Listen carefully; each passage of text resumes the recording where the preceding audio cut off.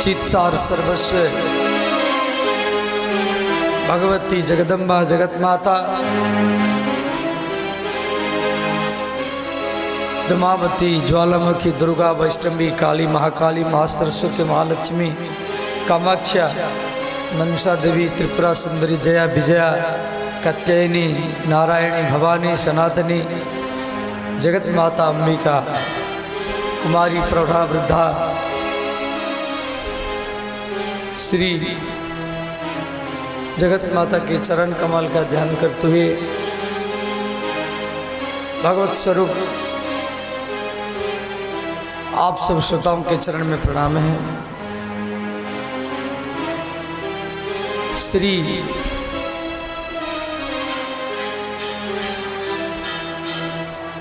व्यास जी जन्मेजय को देवी भागवत कथा सुना रहे हैं।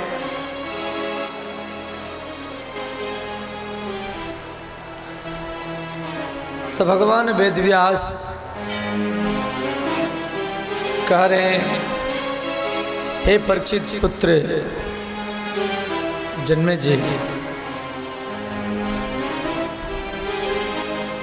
नवरात्र के ये पवित्र महापर्व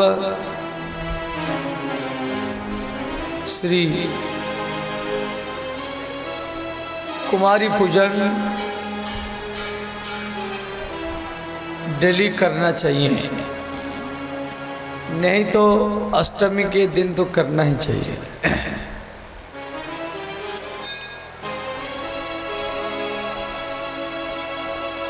कुमारी 1 वर्ष के कन्या को छोड़ करके 2 वर्ष से लेकर के 2, 3, 4, 5, 6, 7, 8, 9 साल तक उम्र के तक एक कन्या कहा जाता है। और इनका पूजन करने से क्या लाभ मिलता है, देवी भागवत में दिया गया है। कुमारी पूजिता कुर्यात् दुख दरिद्र नाशनम शत्रुक्षय धना ईश्यम बल वृद्धि करोति। ये 2 साल के कन्या को कुमारी कहा जाता है। 2 साल के। और इसका पूजा करने से, पूजा कैसे करेंगे, इनको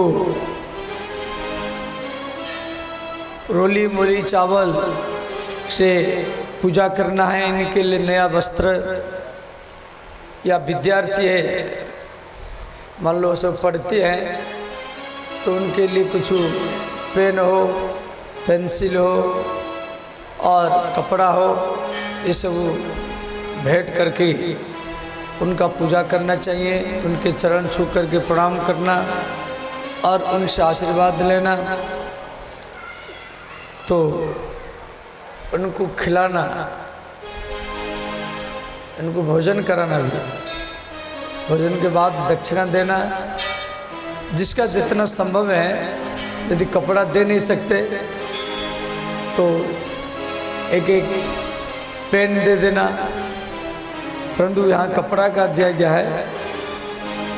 और चरणों को धोना, धोने के बाद में चंदन लगाना, फिर तिलक करना, फिर उसके बाद में माल्यार्पण करना, आरती करना, फिर उसके बाद में बैठाना, फिर खिलाना, फिर दक्षिणा देना। उनको दक्षिणा भी देना चाहिए। तो जिसके घर में दरिद्रता है, गरीबी है, दुख दरिद्र नाशनम, तो उन व्यक्तियों को 2 साल के नवरात्र में 9 दिन करे या 9 दिन नहीं तो अष्टमी नवमी तो करे, तो 2 साल के कन्या का पूजन करना चाहिए। और शत्रु का नाश, इनका पूजा करने से शत्रु का नाश भी होता है। धन आयु और बल की वृद्धि होती है 2 साल के कन्या का पूजा करने से। त्रिमूर्ति पूजनात् आयुर स्त्री वर्गस्य फलम भवेत् धन धान्य गरम शैव पुत्र पौत्रादि वृद्धया। ध्यान देना, 3 साल के कन्या को त्रिमूर्ति कहा जाता है, 2 साल के कन्या को कुमारी कहा जाता है, याद रखना। और 3 साल के कन्या को त्रिमूर्ति कहा जाता है। इनका पूजा करने से धन धान्य का आगम लगा रहता है। पुत्र और पौत्र, पुत्र और पुत्र के पुत्र माने पोता, उसको पौत्र बोलते हैं, इसका वृद्धि होती है। जिसके घर में संतान नहीं है या पोता नहीं है, उनको महाअष्टमी के दिन 3 साल के कन्या का पूजा करे, उससे आशीर्वाद ले। यदि घर में पोता नहीं होता है या पुत्र नहीं होता है तो वो 3 साल के कन्या का पूजा करने से आपके घर में पोता ही होगा।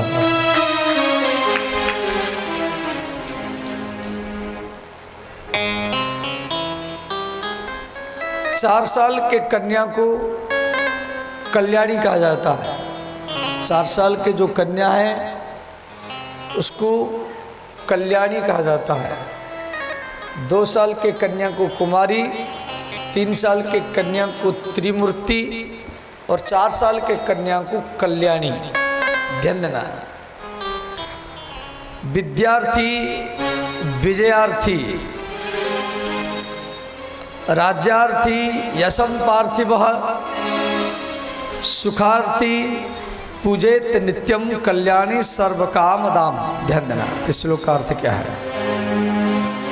जिसको विद्या चाहिए, परीक्षा में अच्छा रिजल्ट होता नहीं है, जिसको विजय चाहिए, किससे जय प्राप्त करना है, आप हारते हैं तो विजय प्राप्त करना है, या जिसको राज सत्ता का लालसा है, जिनमें कोई इलेक्शन में जीतूं, मुखिया, सरपंच या एमएलए, एमपी, और उन लोगों के लिए 4 साल के कुमारी कन्या का पूजा करना चाहिए। 4 साल की, और 4 साल के कुमारी कन्या को कल्याणी कहा जाता है। कल्याणी, समझ गए। और 5 साल के कन्या को, 5 वर्ष के कुमारी कन्या को कालिका कहा जाता है। कालिका, ध्यान देना।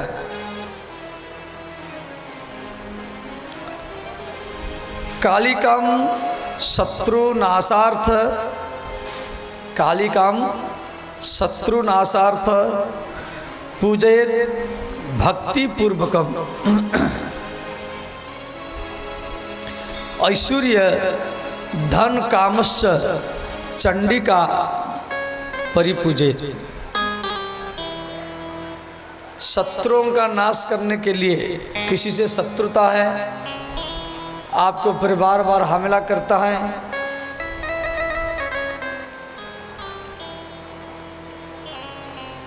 तो 5 साल के कन्या का आप पूजा करें। 5 साल की कन्या को कालिका कहा जाता है, 4 साल के नहीं, 5 साल के। शत्रुओं के नाश के लिए और भक्ति को प्राप्त करने के लिए 5 वर्ष के कन्या का पूजा करना चाहिए। 6 साल की जो कन्या है, 6 वर्ष के, उसको चंडिका कहा जाता है। चंडिका पूजेत संभवी नित्यम ऐश्वर्य धन कामश्च। जिसको सुख संपत्ति की लालसा है, वो चंडिका, जिसको भोग, अच्छा घर बने, अच्छा सजावट हो, उन व्यक्तियों को 6 वर्ष के कन्या का पूजा करना चाहिए। इससे आपका घर संपत्ति बढ़ता रहेगा। और 7 साल के जो कन्या है, 7 वर्ष की, उसको बोलते संभवी, संभवी। तो संभवी का पूजा, जिसको संमोहन शक्ति, किसको बस में करना है, आपका बात नहीं मान रहा है। जैसे कई घर में स्त्री पति का बात नहीं मानती है, या पति स्त्री का बात नहीं मानता है, या घर में कोई किसका बात नहीं मानता है, तो उनको 7 वर्ष के कुमारी कन्या का पूजा करना चाहिए अष्टमी के दिन। उसको संभवी कहा जाता है। और 8 साल के जो कन्या है, 8 वर्ष की कन्या को दुर्गा कहा जाता है। दुर्गा, 8 वर्ष के कन्या को दुर्गा कहा जाता है। देवी भागवत में कहा गया है,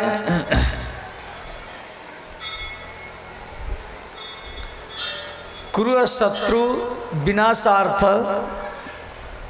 तथो उग्र कर्म साधने दुर्गा च पूजेत भक्त्या परलोक सुखाय च। श्लोक अर्थ है, यदि आपकी कोई भयंकर विरोधी है, भयंकर विरोधी है, तो आप ये जरूरत नहीं जे अष्टमी के दिन पूजा करें। आप किसी भी महीने में पूजा कर सकते, किसी भी दिन पूजा कर सकते। अष्टमी के दिन तो पूजा करना चाहिए। ऐसे कार्तिक मास में, अगन मास में, श्रावण मास में, किसी भी दिन भी आप पूजा कर सकते। ये 8 साल के कन्या का पूजा करने से शत्रु का नाश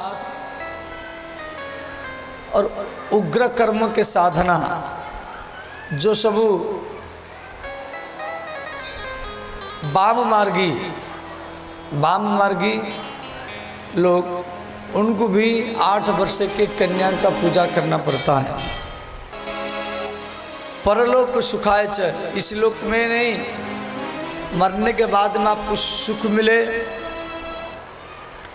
इसके लिए 8 साल की कन्या की पूजा करना चाहिए। 9 साल के कन्या को सुभद्रा कहा जाता है। 9 साल की कन्या को सुभद्रा। मनुष्य अपने मनोरथ की सिद्धि के लिए, आपका इच्छा पूर्ति नहीं होता है, जो भी आप इच्छा करते हैं उसमें बाधा आती है, तो इच्छाओं को पूर्ति करने के लिए तो 9 वर्ष के कन्या का पूजन करना चाहिए। 10 वर्ष के जो कन्या है, उसको रोहिणी कहा जाता है। वो रोहिणी, जिसके घर में रोग है, बार बार बीमार में पड़ता है, रोग में पड़ता है, डायबिटीज हो, हार्ट अटैक हो, कैंसर हो, उन सभी को 10 वर्ष के कन्या का पूजा करना, उनके चरण छूना, इनको माला रोली मोली देना और कुछ भेंट दक्षिणा देकर के उनसे आशीर्वाद लेना। इधर कन्या पूजन तो इधर भी है, परंतु जितना उत्तर प्रदेश में वृंदावन में इतना नहीं है। वृंदावन में कोई भी माता पिता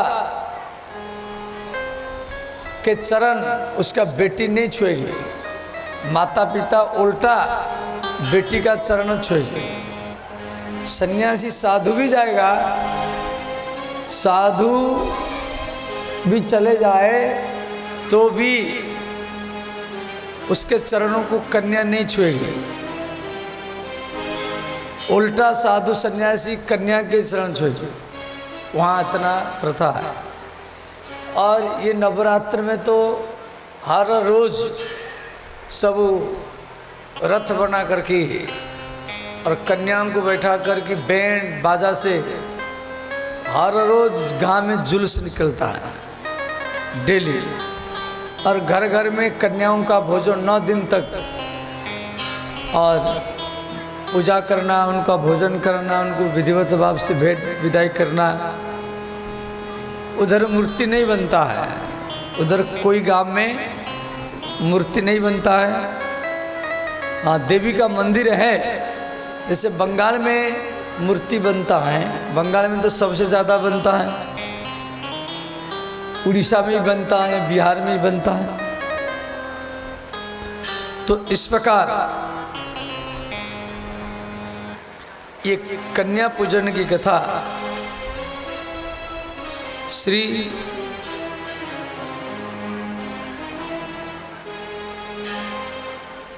व्यास जी जन्मेजय को सुना रहे हैं।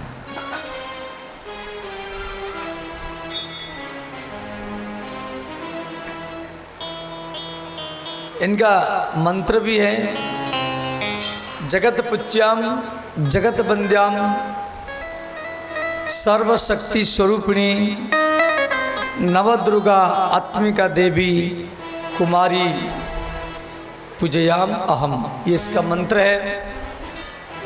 और जिन कन्याओं का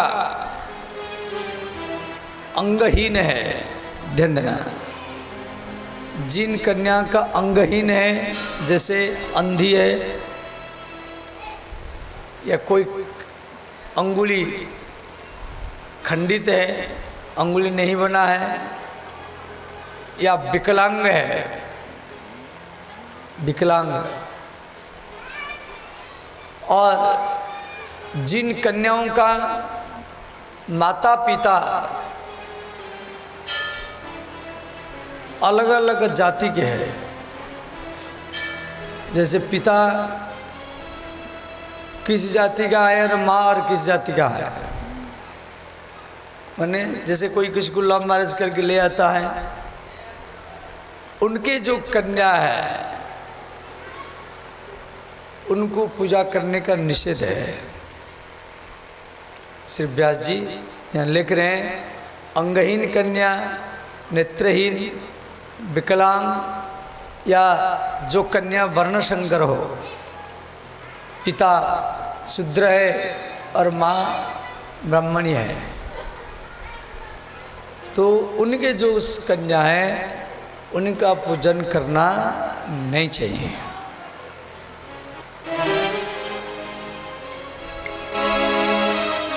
इस प्रकार श्री ये जो कथा एक अध्याय में थी, हम लोग चर्चा किए। अब ध्यान देना, श्री व्यास जी कह रहे हैं कि एक बार गुरु शुक्राचार्य, देवताओं के गुरु शुक्राचार्य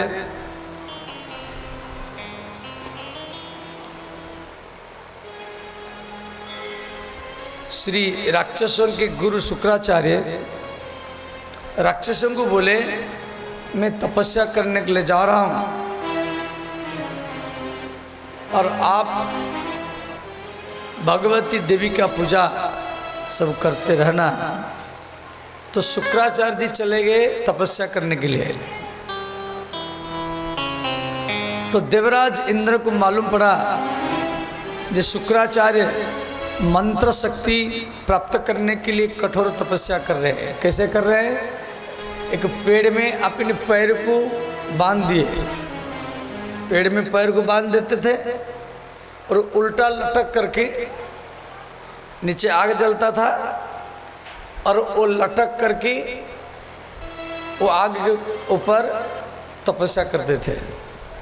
जब इंद्र को मालूम पड़ा, इंद्र ने क्या किया, अपनी बेटी जयंती को भेजा, जो बेटी जाओ शुक्राचार्य जी की सेवा करो। तो शुक्राचार्य जी 5000 वर्ष तक तपस्या की और इंद्र की कन्या जयंती 5000 वर्ष तक उनका सेवा किया। जैसे आग में धुआं हो रहा था तो उसको हवा करते हुए चेताना, ऋषि के लिए जल लाना, इस प्रकार कभी उनको पंखा करना, ये सब सेवा जयंती किया। तो अंत में श्री शुक्राचार्य जी को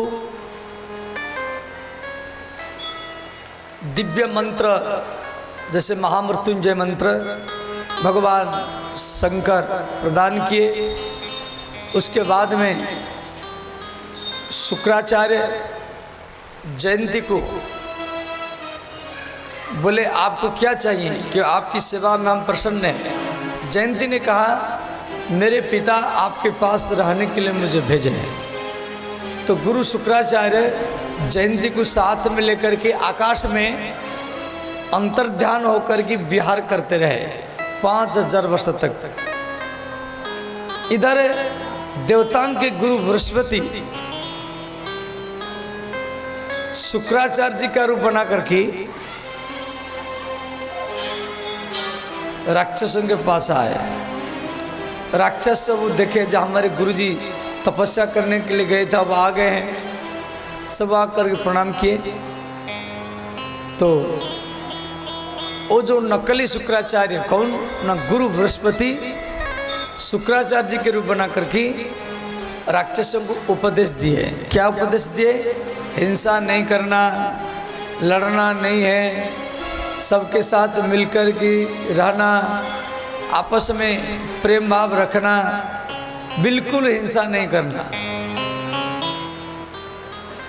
अच्छा, राक्षस की भीतर में हिंसा वृत्ति होती है, वो तो बात बात में हिंसा करते हैं, और उनके उपदेश दिए जो हिंसा नहीं करना। तो इसी बीच में जो असली शुक्राचार्य है वो राक्षसों के पास आए।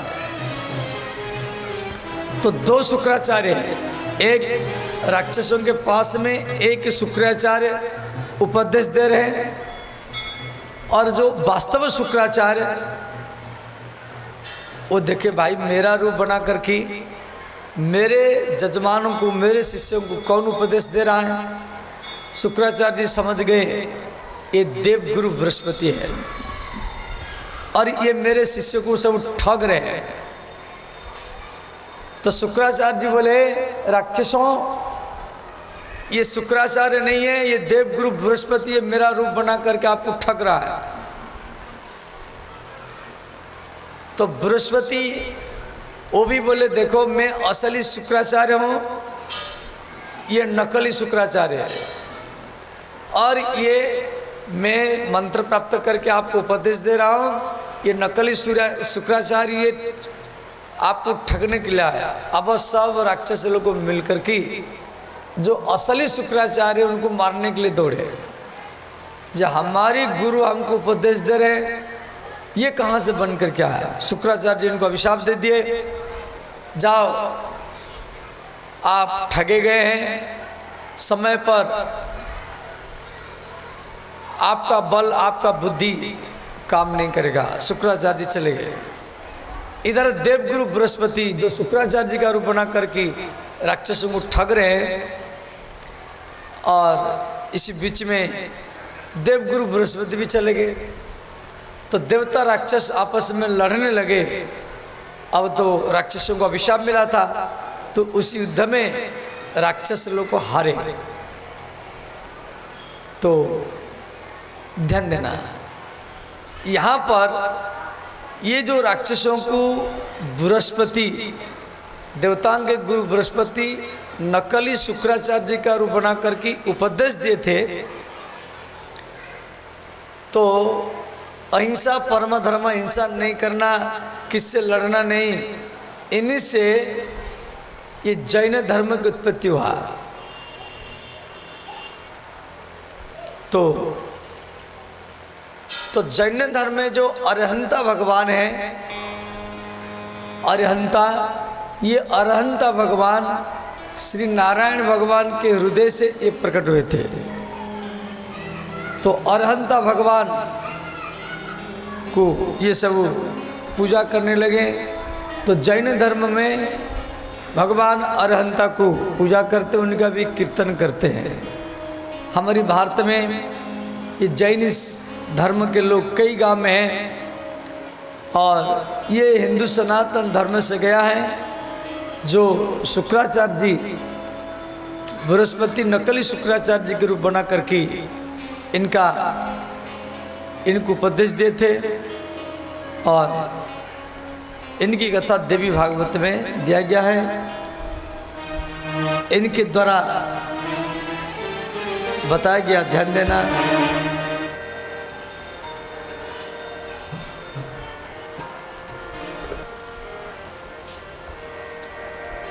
ओम नमो अरहंताण, ओम नमो सिद्धाण, ओम नमो अरहंताण, ओम नमो सिद्धाण, ओम नमो अरहंताण, ओम नमो सिद्धाण, ओम नमो अरहंताण, ओम नमो सिद्धाण, ओम नमो अरहंताण, ओम नमो सिद्धाण, ओम नमो अरहंताण, ओम नमो सिद्धाण,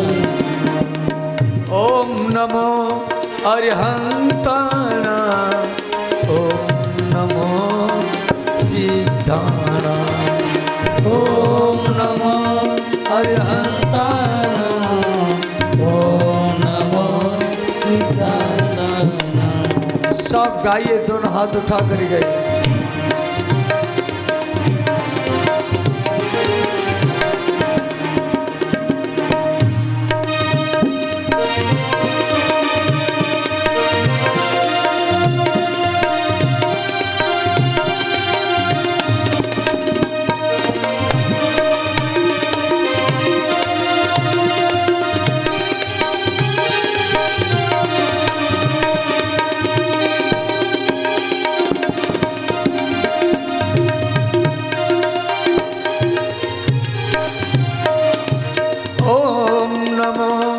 अरहंताण, ओम नमो सिद्धाण, ओम नमो अरहंताण, ओम नमो सिद्धाण, ओम नमो अरहंताण, ओम नमो सिद्धाण, ओम नमो अरहंताण, ओम नमो सिद्धाण, ओम नमो अरहंताण, ओम नमो सिद्धाण, ओम नमो अरहंताण, ओम नमो सिद्धाण।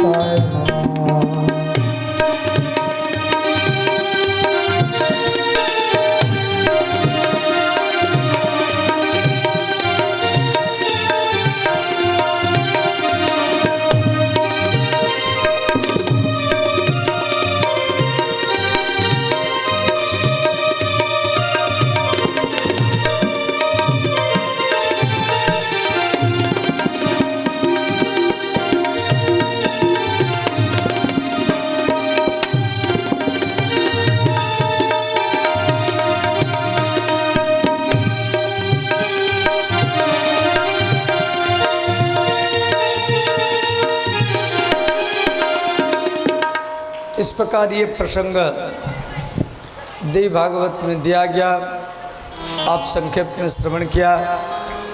यहाँ देवी भागवत में 24 अवतारों के संक्षेप में इनका चरित्र दिया गया है। भगवान के 24 अवतार, प्रथम अवतार है श्री सनकादि अवतार।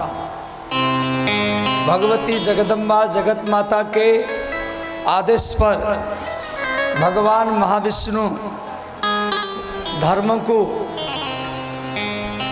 रखने के लिए जब अधर्म का उत्थान होता है, अधर्म के नाश के लिए, अधर्म को स्थापन करने के लिए भगवती बार बार भगवान महाविष्णु को पृथ्वी पर भेजती है। तो प्रथम अवतार है सनकादि अवतार। सनक, सनंदन, सनातन, सनत कुमार,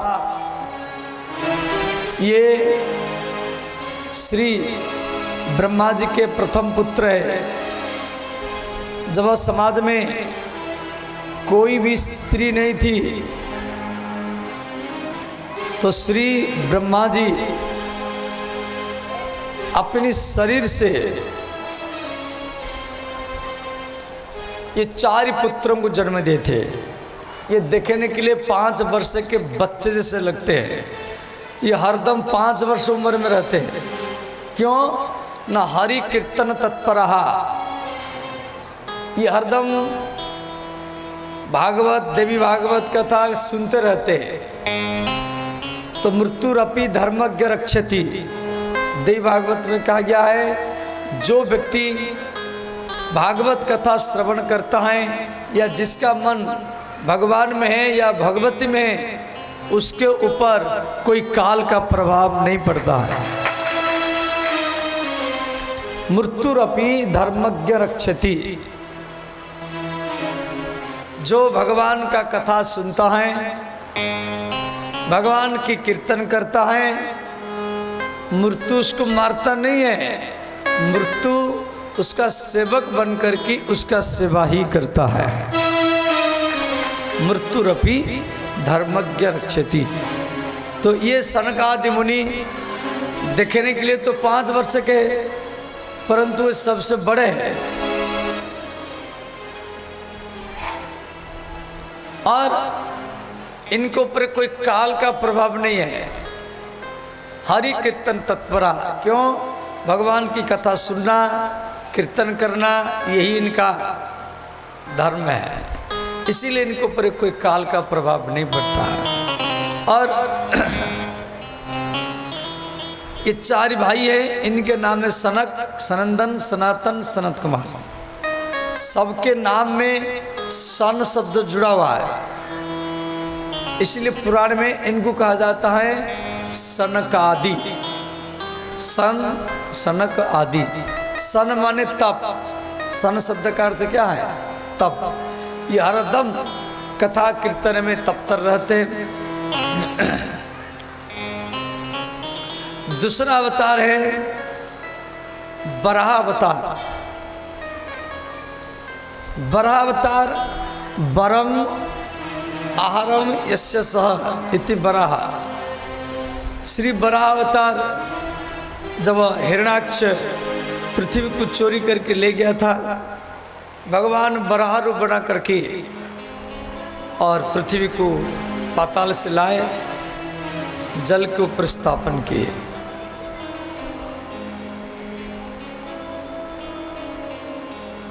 तो श्री बराह और बराही, भगवान बराह के रूप में और भगवती बराही के रूप में। तीसरा अवतार है श्री नारद अवतार। नारद जी को भी भागवत में भगवान का अवतार माना गया। नारद शब्द का अर्थ है नारम भक्तिम ज्ञानम ददाति इति नारद। हम लोग सोचते हैं जो समाज में लड़ाई करवाता है, जो इधर उधर करवाता है, जो समाज में फूट डालता है, वो नारद है, हमेशा अर्थ करते, ये गलत अर्थ है। नारद जी समाज में फूट नहीं डालते हैं। नारद जी इधर और उधर दोनों के बात सुन कर के जो दोनों को मिला देता है उसी व्यक्ति को नारद ही कहा जाता है। जो समाज में समन्वय, सद्भाव, समभाव पैदा कराता है वही नारद है। समाज में नारदों का भी आवश्यक है। नारद जी को देवता लोग भी मानते हैं और राक्षस लोग को भी मानते हैं।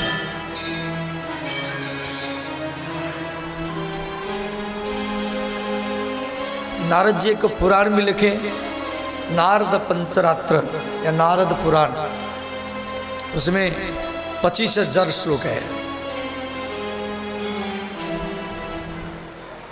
चौथा अवतार है श्री बद्रीनारायण। बद्रीनारायण की कथा आप लोग कल सुन रहे थे। पांचवा अवतार है श्री कपिल भगवान, जो गंगा सागर में आज भी तपस्या करते हैं। माता देवहूति को कपिल भगवान सांख्य योग 7 अध्याय में ज्ञान का उपदेश दिए हैं। माता देवहूति ने प्रश्न किया कपिल भगवान को, हे पुत्र माया क्या है? कपिल भगवान बोले, माता मेरे पत्नी, मेरे बच्चे, मेरे खेत, मेरा घर कोई किसका नहीं है। ना पति आपका है, ना पत्नी आपका है, ना बच्चे आपके हैं, ना घर आपका है। आप अपना कुछ सोचते हैं मैं स्त्री का हूं, मैं पति का हूं। अब आज ही शादी कर लिया तो पत्नी को अपना मान लिया, पति को अपना मान लिया। पति मेरा है, पत्नी मेरी है। तो शादी कर लिया तो पत्नी को अपना मान लिया, पति को अपना मान लिया। और शादी से पहले फिर आप किसके थे? बच्चा जन्म ले लिया, अब बच्चा मेरा है। जब बच्चा जन्म नहीं हुआ था फिर आप किसके थे? तो भगवान कपिल बोले, माता ना आप स्त्री के हैं, ना पति के हैं, ना बच्चों के हैं, ना परिवार वालों के हैं, आप केवल भगवान के, भगवती के हैं।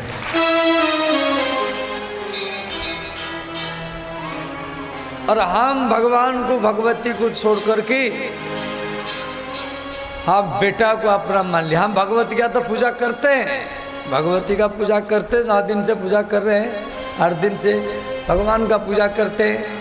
परंतु हम भगवान से, भगवती से, दुर्गा से अपनी बेटा के लिए, बेटी के लिए, पति के लिए, पत्नी के लिए ही मांगते हैं। जो बेटा खुश रहे, पत्नी खुश रहे, मुझे नौकरी मिल जाए, बिजनेस मिल जाए, मेरा धन बढ़े। प्राय 99% व्यक्ति यही करते हैं। कोई ये नहीं बोलता है जो बेटा तू इतना बड़ा नौकरी किया है, इंजीनियर बन गया है, यहाँ भगवती का मंदिर बना दो, यहाँ भगवती के मंदिर में एक पंखा दे दो। हम बेटा बेटी से भगवान के लिए नहीं मांगते हैं, भगवान से बेटा बेटी के लिए मांगते हैं। यही पूरा हम भूल करते हैं। अच्छा, जिसके लिए आप मांगते हो आपका साथ में नहीं देगा। आप धीरे धीरे बूढ़े हो जाएंगे, आपको सोच है वो आपको पिंडदान करेगा, आपको याद करेगा, इसलिए आप उसके लिए मांगते हैं। जब आप मर जाएंगे आपके बेटा बेटी आपको पिंडदान करेंगे, फिर पोता होंगे, वो आपको थोड़ा थोड़ा याद करेंगे, दादा दादी थे। फिर चौथा पीढ़ी में आपका नाम निशान मिट जाएगा। ये फलानी बंदा ये परिवार में जन्म लिया था, आपको मालूम नहीं है कि आपकी चौथा पीढ़ी कौन है, पांचवा पीढ़ी कौन है। क्यों? वो जिंदगी भरी भगवान और भगवती का पूजा करके बेटा बेटी के लिए मांग करके वो जिंदगी बिताया। इसीलिए तीसरा चौथा पीढ़ी में उनका नाम निशान मिट गया। आप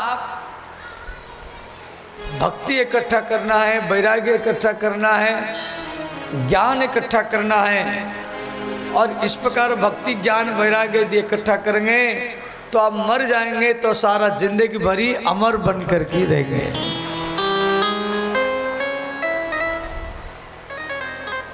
ये संसार में कोई किसका नहीं है। आप आसक्ति से अपना मन रखें,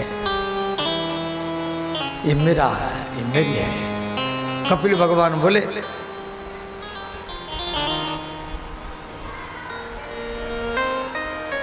मैं और मोरो तोरे ते माया, मैं और मोरे तोरे ती गाया, मैं और मोरो तोरे ते माया, मैं और मोरे तोरे ती माया,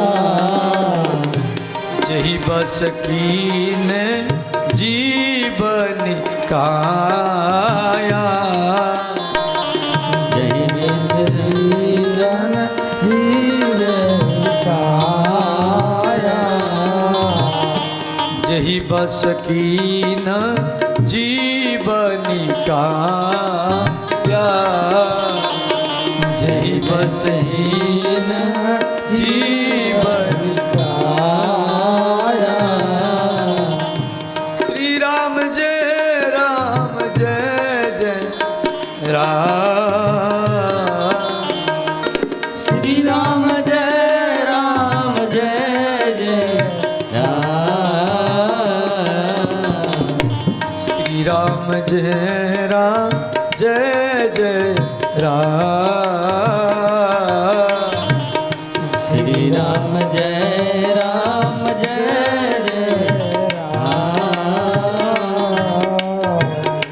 सब गाइए, दोनों हाथ उठा करके।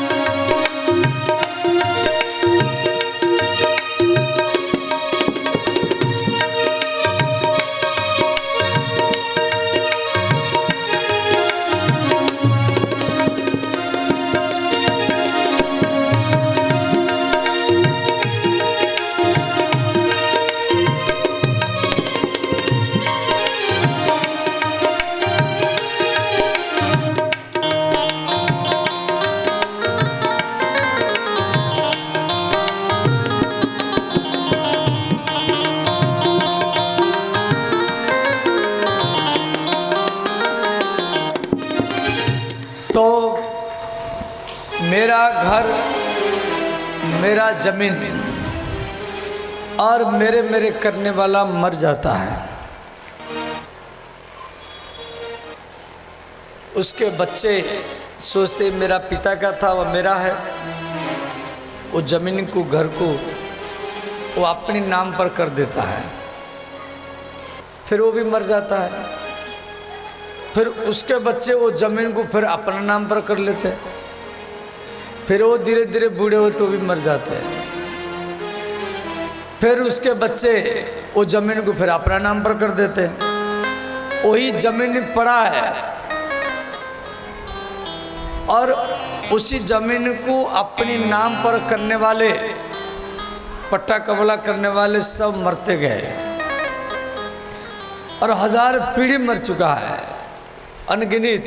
हमको मालूम नहीं है, हमको तो 1-2 पीढ़ी तक याद है। और हम लोग भी मर जाएंगे। और ये है माया। भगवान कपिल माता देवहूति को गंगा सागर में समझाए हैं। तो ये कपिल भगवान, ये भगवान के 5वां अवतार है। 6वां अवतार है दत्तात्रेय भगवान। दत्तात्रेय भगवान कौन है? सती अनुसुया के पुत्र,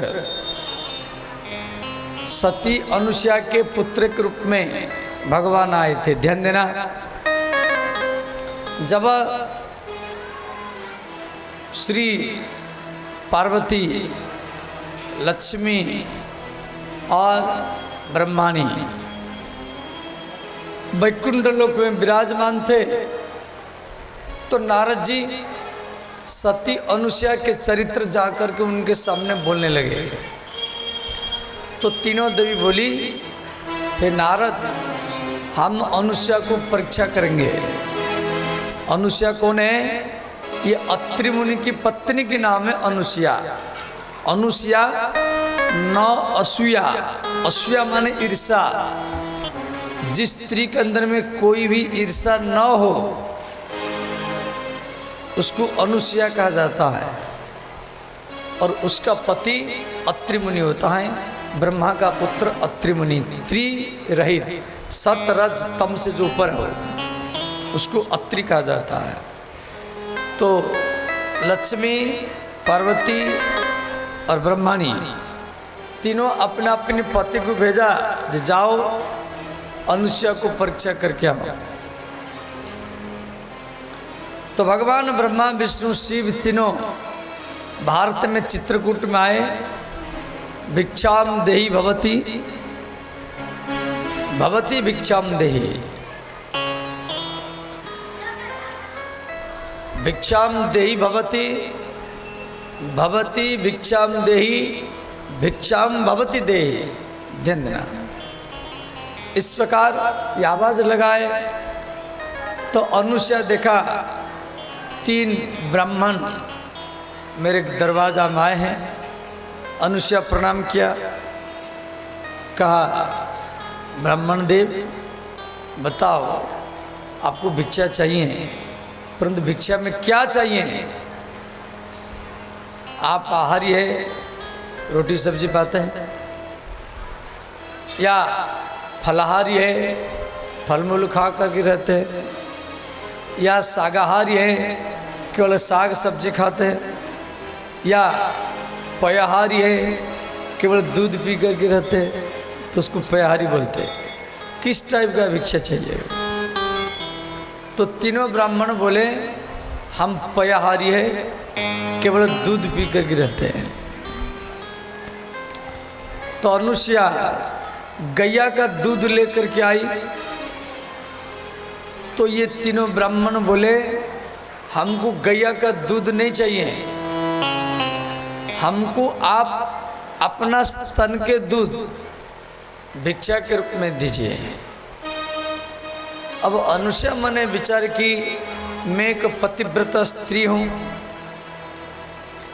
और ये इतना बड़े बड़े ब्राह्मण, मैं इनको कैसे दूध पिलाऊं? और मना भी नहीं कर सकती कि दरवाज़ा से भिखारी वापस जाना नहीं चाहिए। तो अनुसुया क्या की, थोड़ा सा जल लिया, ओम पति परमेश्वराय नमः, ओम पति परमेश्वराय नमः, ओम पति परमेश्वराय नमः, इस प्रकार बोल करके वो तीनों ब्राह्मण के ऊपर जल छिटा और वो तीनों ब्राह्मण 1-1 महीना के बच्चे ही बन गए। देखो, अनुसुया पति परमेश्वराय, अपना पति का ध्यान करके। अनुसुया का पति कौन है? अत्रि मुनि। अपना पति का ध्यान करके भगवान ब्रह्मा, विष्णु, शिव तीनों को बच्चा बना लिया। अब अत्रि मुनि आए, देखिए हमारी पत्नी की गोदी में 3 बालक है। तो अत्रि मुनि बोले, देवी आप तो कभी गर्भ धारण नहीं किया है, आप गर्भ धारण नहीं किया है, ये 3 बच्चे किसके हैं? तो अनुसुईया बोली ये आपके बच्चे हैं। तो अत्रि मुनि ध्यान लगाए तो उनको ध्यान में तीनों बच्चों में भगवान ब्रह्मा विष्णु शिव दिखाई दिए। अब अत्रि मुनि जब देखे ब्रह्मा विष्णु शिव मेरे घर में बालक के रूप में, तो अत्रि मुनि तपस्या करने के लिए क्या जाएंगे, वो सीधा अपनी पत्नी के चरण में लेट गए। बोले देवी मैं 1000 लाखों वर्ष करके तपस्या करके जो भगवान को मैं प्राप्त करने पाया, और आप पतिव्रता व्रत पालन करके भगवान को बच्चा बना लिया है। माता अनुसुईया भगवती जगदम्बा जगत माता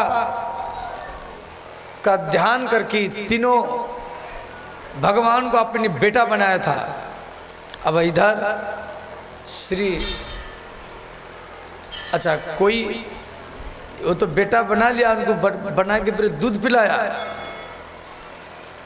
और दूध पिलाने के बाद में बड़ा करना चाहिए, माने उनको उनका रूप देना चाहिए। अनुसुईया उनको बड़ा नहीं बनाया,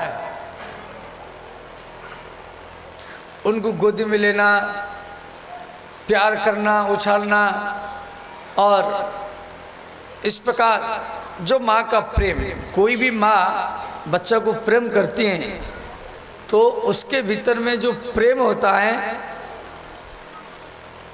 वो किसी विद्यालय से या किसी इंस्टीट्यूट से या कॉलेज से या महाविद्यालय से वो माँ सीख करके नहीं आई है। वो माँ जो बच्चा को प्रेम करती है वो उसके भीतर का भाव है, भीतर का लगाव है।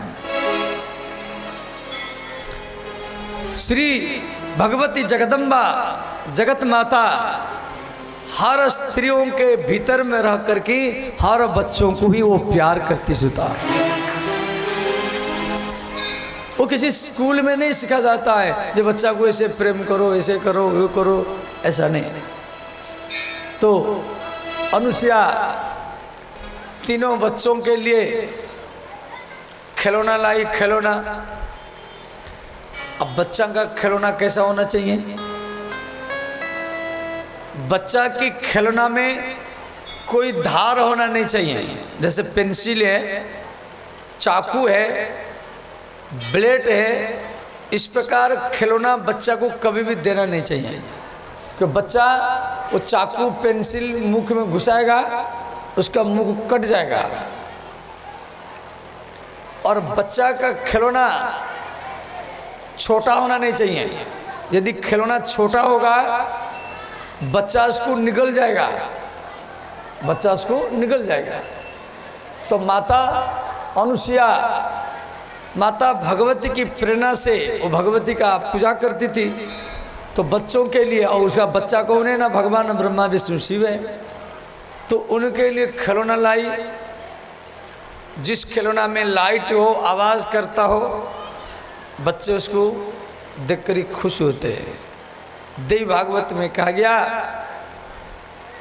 जो बच्चों को खिलौना देता है, मेला में कोई बच्चा जा रहा है, बच्चा खिलौना मांग रहा है और आप बोलते अरे खिलौना टूट जाएगा, लड्डू खा लो, वो लड्डू भी खा लेता है, फिर एक खिलौना मांगता है। माता लोग क्या करती हैं, फिर पकौड़ा खिला देती है, पकौड़ा खा लेता है, फिर एक खिलौना मांगता है। माता है फिर जलेबी। देखो छोटा छोटा बच्चे जो होते हैं ना, वो बाजार में यदि उनके माता पिता साथ में हो, वो सोचता है सारा खिलौना मेरा है, वो बाजार का सारा खिलौना को अपना मान लेता है।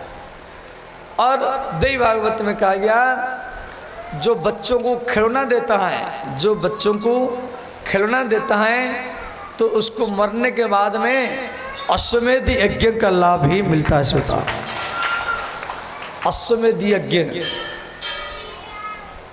एक तो बांस लाओ, लेबर लाओ, फिर लार लाओ, फिर इसको यज्ञ मंडप बनाओ, और फिर ईंट लाओ, हवन कुंड बनाओ, फिर लिपाई पुताई करो, फिर रोली मोली में इसको सजाओ, कोई ब्राह्मण को बुलाओ, ब्राह्मण मंत्र पढ़ेगा, फिर आप घी साकल्य समिधा इन चीज़ों को ला करके स्वाहा करो। जितना लाभ मिलेगा, एक बच्चा को खिलौना भेंट करने से इतना लाभ ही मिल जाता है। तो माता अनुसुईया श्री भगवान ब्रह्मा विष्णु शिव जो बालक के रूप में खेल रहे हैं, उनके लिए खिलौना लाए। परिवार में छोटा बच्चा हो, उनको पहले भोजन देना चाहिए, बच्चा को पहले भोजन देना चाहिए, समझ गए। आप घर से जा रहे हैं, कोई बच्चा धूली में खेल रहा है, उसको गोदी में लेने के लिए संकोच करना नहीं चाहिए।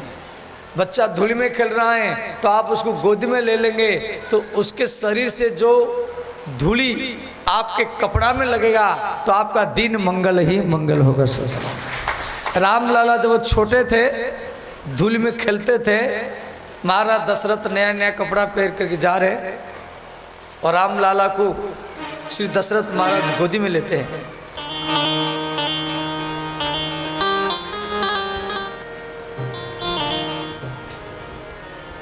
धूसर धुरी भरे तनुआ, धूसर धूरी भरे तन आए। गोस्वामी तुलसीदास जी रामचरितमानस में लिखे हैं, धूसर धुरी, तनु, तनु माने शरीर, तनु शब्द का अर्थ है शरीर, देह। रामलाला छोटे हैं और सारा शरीर में धूली लगा हुआ है। धूसर धूरी भरे तनुआ, धूसर धूरी भरे तन आए। भूपति बिहसी गोदो बैठा, भूपति बिहसी गोदे बैठाए। भूपति, भूपति माने राजा, भूपति शब्द का अर्थ राजा। राजा दशरथ खुश होकर के धूली लगा हुआ राम को अपनी गोदी में ले लेते। भूपति बिहसी गोदो बैठाए, भूपति बिहसी गोदे बैठाए। और जब भी भोजन करते थे पहले रामलाला को खिलाते थे। भोजन करत बोलो जब राजा, भोजन करत बोलो जब राजा। नहीं आवत तजीबा लसमा जा, नहीं आवत राजा।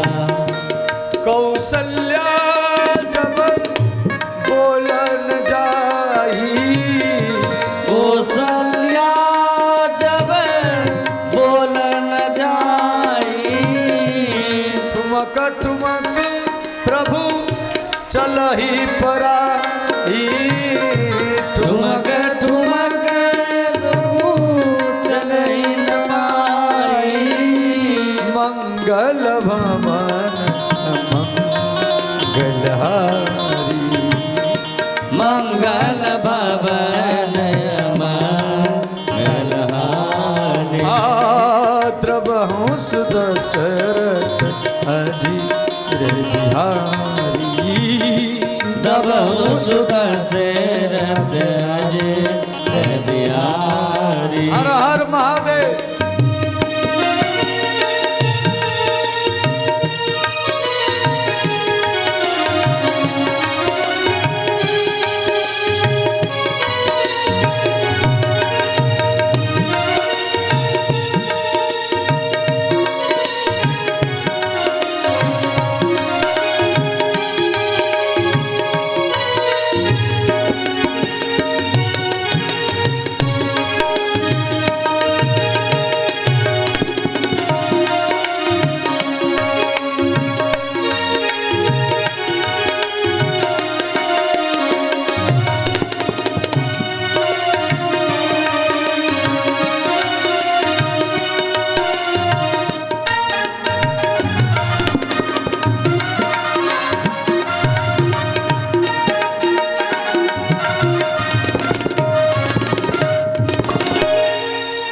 प्रकार सती अनुसुईया भगवान ब्रह्मा विष्णु शिव को बालक बनाकर की भगवती की कृपा से वो भगवान को अपना बेटा बना लिया और उनका पालन किया। उनके लिए खिलौना लाना, इनको हाथ में खिलाना, चुंबन देना, चुमा देना और गोदी में लेकर के दूध पिलाना।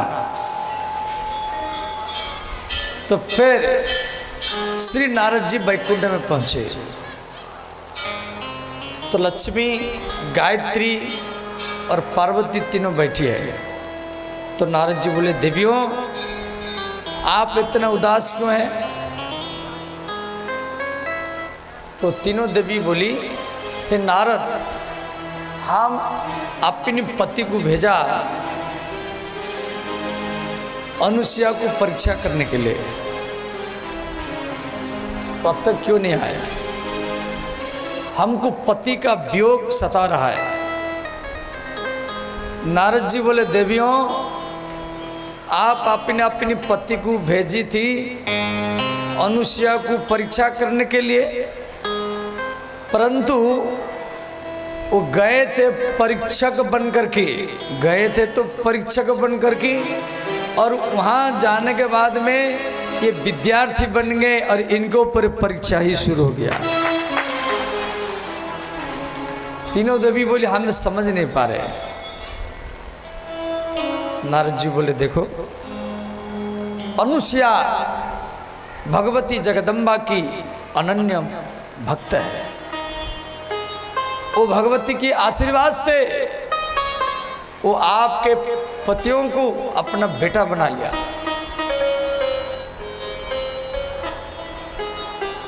तो तीनों देवी बोली, अनुसुईया का इतना हिम्मत है जो हमारा पति को बेटा बना करके रखा, और हम जा करके देखेंगे उसके अंदर में कितना सामर्थ्य है।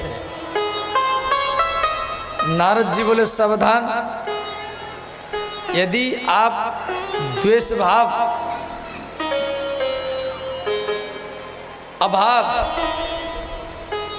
इस प्रकार बदला लेने की भावना में जाएंगे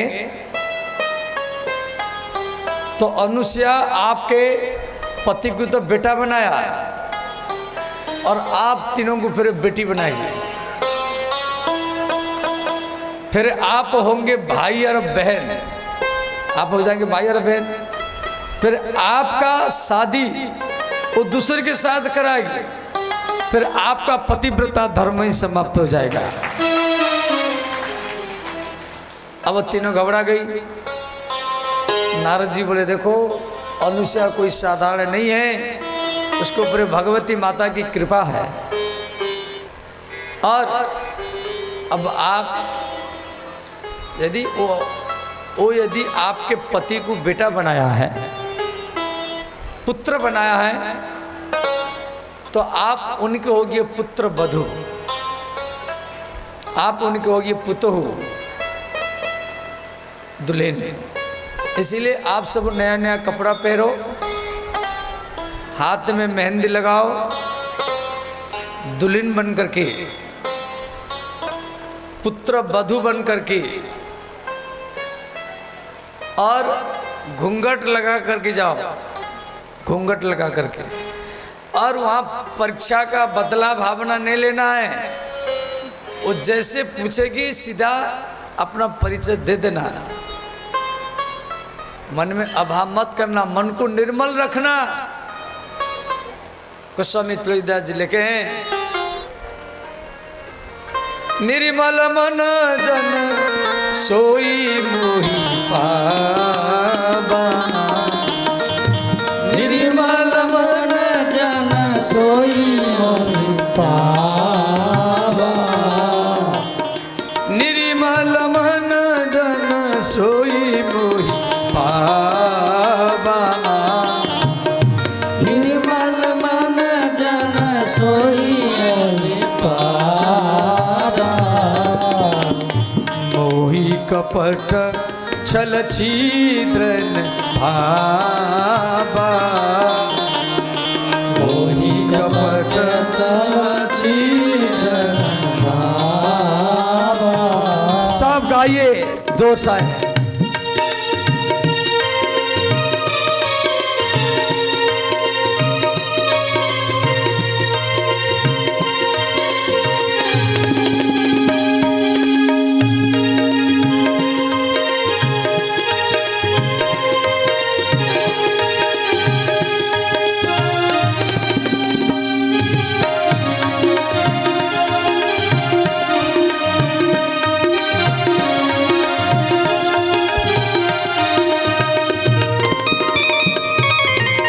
हर हर महादेव।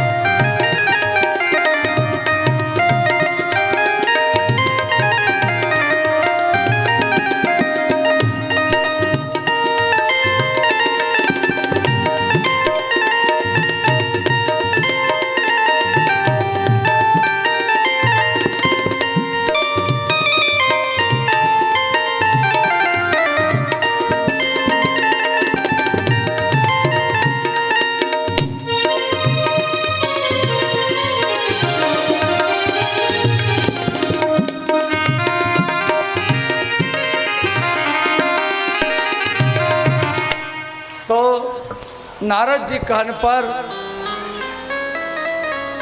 श्री लक्ष्मी, गायत्री और पार्वती तीनों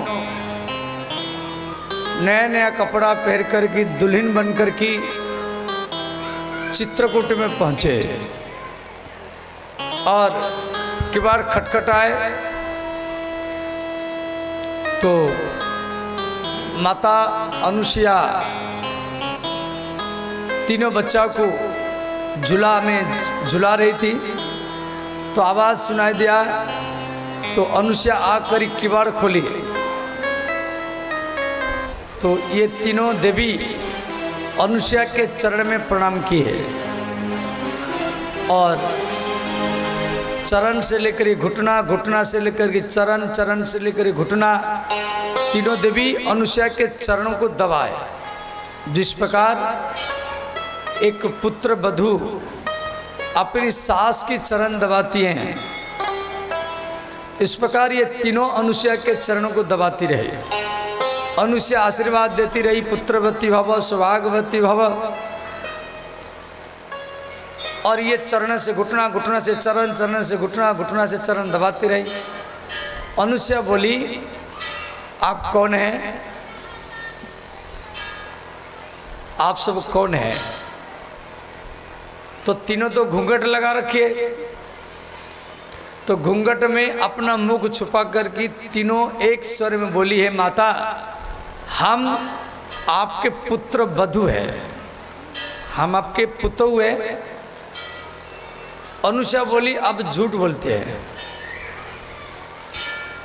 मेरे जो पुत्र हैं वो 2-2, 3-3 महीना के हैं। मेरे पुत्र सबू 2-2, 3-3 महीना के हैं और बहू इतना बड़ी बड़ी कैसे हो गई? और हम शादी भी नहीं कराया है, हम तो शादी नहीं कराए, अब झूठ बोलती है। घूंघट खोलो, अपना परिचय बताओ। तीनों देवी घूंघट खोली, बोले माता हम क्षमा करना, हमको हमारा पति चाहिए। तो अनुसुईया ओम पति परमेश्वराय नमः, अपनी पति अनुसुईया अपनी पति श्री अत्रि मुनि के चरण को ध्यान किया। भगवती जगदम्बा जगत माता की मंत्र से और वो तीनों बालकों के ऊपर जल अभिमंत्रित करके तीनों बालकों के ऊपर जल छिटा और तीनों ब्रह्मा विष्णु शिव ही बन गए। तो ब्रह्मा के पत्नी ब्रह्माणी, शिव जी की पत्नी शिवानी और भगवान विष्णु के पत्नी लक्ष्मी, तीनों देव अनुसुईया के सामने खड़े हैं। एक भारत की महिला जो उत्तर प्रदेश के चित्रकूट के हैं और आज वैकुंठ को, कैलाश को और ब्रह्मलोक को भारत में उतार दिया। अच्छा, हम लोगों का सोच है ब्रह्मा का पूजा करो तो ब्रह्मा जी मिलेंगे, शिव जी का पूजा करो तो शिव जी मिलेंगे, विष्णु का पूजा करो तो विष्णु मिलेंगे। परंतु देवी भागवत में दिया गया है आप अपने पति का भी पूजा करो तो भी आपको भगवान का दर्शन होगा। अनुसुईया अपनी पति का ही पूजा करती थी।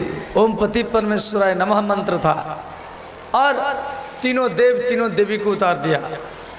तो उस समय अनुसुईया रोने लगी और बोली आप मेरे गोदी में बालक रूप में खेल रहे थे, वो जो सुख की अनुभूति मुझे हो रही थी आज आप जा रहे हैं। तो भगवान बोले हे माता रो मत, हम आपको एक पुत्र दे रहे हैं।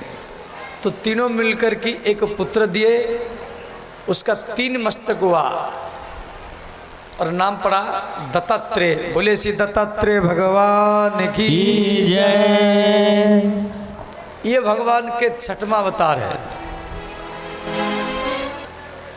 7वां अवतार है यज्ञ अवतार। आप जो नवरात्र में हवन करते हैं घर घर में, और तो वो यज्ञ भगवान ये भगवान का अवतार है। और उनकी पत्नी दक्षिणा इसमें भगवती है। और 8वां अवतार ऋषभदेव अवतार, 9वां अवतार पृथु, 10वां अवतार श्री मत्स्य नारायण। बोले श्री मत्स्य नारायण भगवान की जय। भारत के केरल प्रांत में ये मत्स्य नारायण भगवान का अवतार हुआ था। केरल के राजधानी त्रिवेंद्रमपुरम में। 11वां अवतार कछुआ अवतार। भगवान कछुआ का रूप बना करके आए। भगवती की प्रेरणा से भगवान विष्णु कछुआ का रूप बना करके और श्री मंदार पर्वत को अपनी पीठ में धारण किए। उसके बाद में श्री धन्वंतरी मोहिनी अवतार, फिर धन्वंतरी अवतार, फिर परशुराम, व्यास, वामन, नरसिंह और श्री राम अवतार, फिर उसके बाद बलराम, श्री कृष्ण अवतार। इसी प्रकार भगवती जब भी धर्म का पतन होता है तो भगवती की प्रेरणा से भगवान अवतार धारण करके और धर्म को सुरक्षा करते हैं। श्री गोस्वामी तुलसीदास जी लिखे हैं जब जब होई धर्म की हानि बाढ़ असुर धम अभिमानी। राम सिया राम जय जय राम। राम सिया राम जय जय राम। तब तब प्रभु धरि विविध शरीरा हरहि कृपा निधि जन पीरा। राम सिया राम जय जय राम। राम सिया राम जय जय राम। सब गाइए।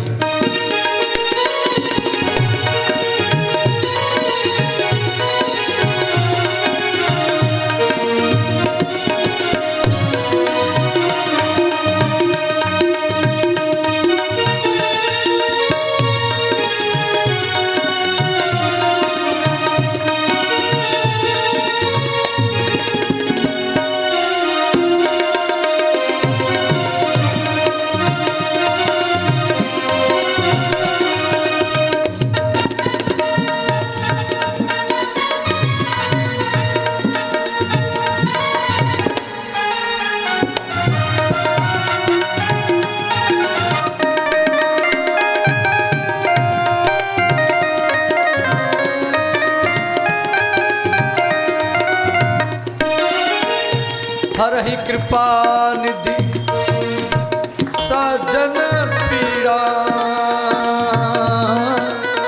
हरहि कृपा निधि सजन पीड़ा। राम सिया